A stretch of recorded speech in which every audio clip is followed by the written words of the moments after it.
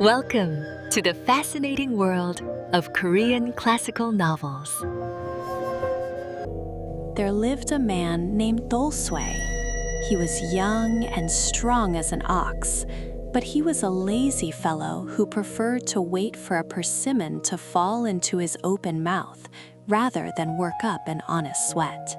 His only pleasure in life was to secretly gaze at Wol-hyang, the daughter of the silk merchant at the market entrance. As serene as the moonlight and as radiant as a flower, Wol-hyang was like a star in the sky to Dol-swe. One day, Dol-swe gathered his courage and approached Wol-hyang.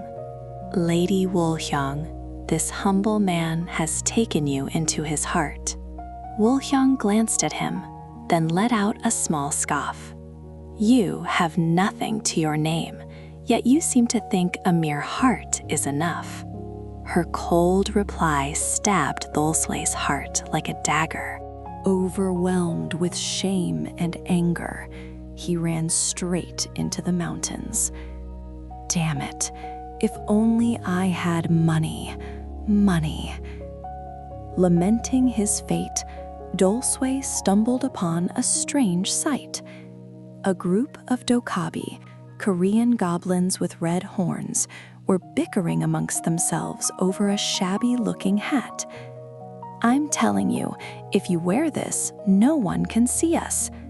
"Ah, stop your lying." In that instant, a clever idea struck Dol-swe like lightning. He snuck up behind them and shouted, "You fools! Are the great dokabi fighting over a measly hat like that? Who's there? I'll show you a real treasure. Let's have a race to that mountain over there. I'll give this hat to whoever wins." The naive dokabi fell for his trick and eagerly dashed towards the mountain, allowing Dol-swe to easily snatch the goblin's hat. Returning home, he put on the hat, half in doubt. To his astonishment, his reflection in the mirror truly vanished like smoke. No way, it was real!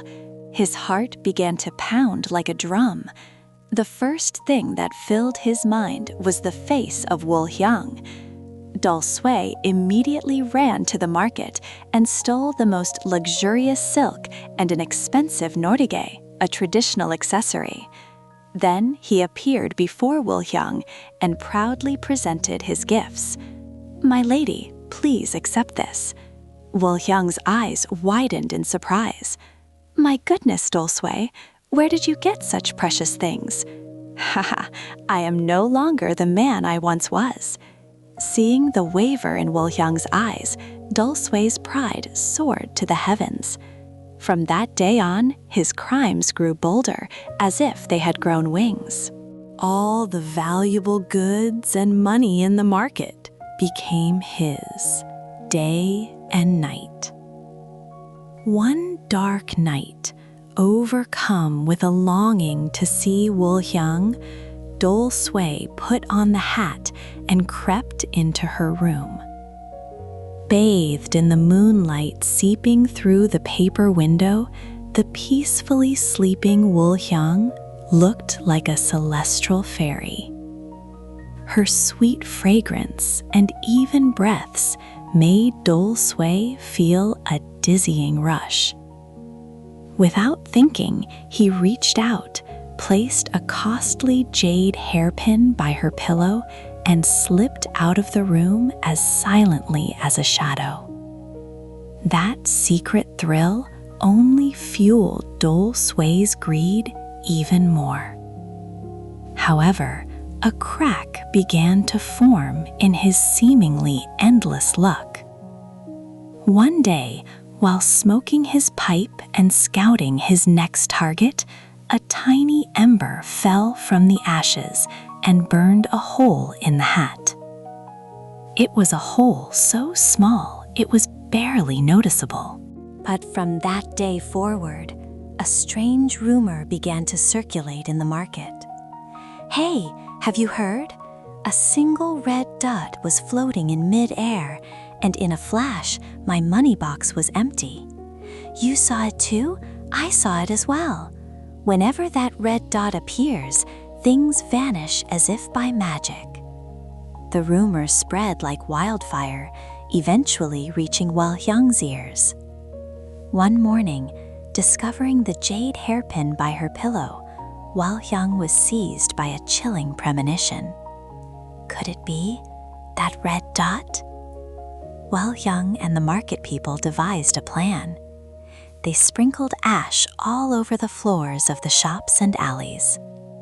Unaware of the plot, Dol-swe appeared in the market that day, wearing the hat as usual. He entered the largest store and was just about to leave with a handful of money.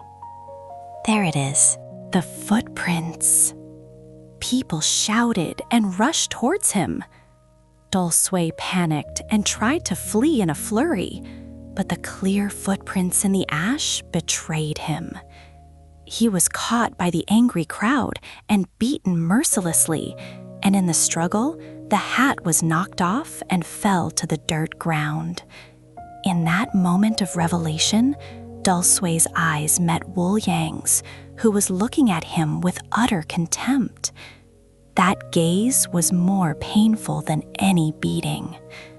Realizing that everything he had so desperately wanted was nothing but a mirage, Dol-swe collapsed to the ground and wept. The people burned the goblin's hat, the source of his greed, and Dol-swe, having lost everything, was cast out of the village in disgrace. When given an invisible power, how ugly can human greed become? Easy come, easy go. This story shows us clearly that wealth and honor gained without honest effort are nothing but a poison that ultimately leads to one's own ruin. If you enjoyed today's story, please press subscribe and like. Your support gives us the strength to create more fascinating stories. This has been Fascinating Classics.